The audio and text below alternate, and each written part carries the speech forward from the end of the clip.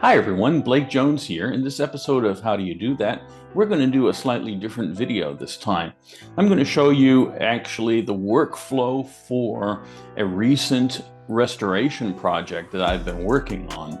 And you can see here where we were actually getting the film material, inspecting it, scanning it, and then syncing the audio and color correcting it. And so let's have a look at it.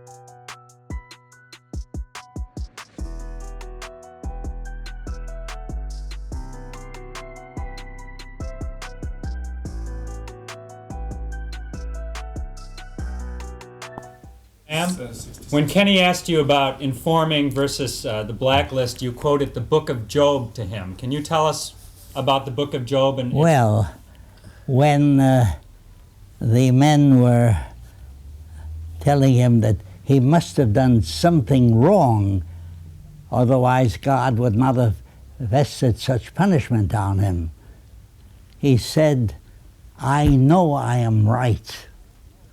Though he slay me, yet will I maintain my ways before him."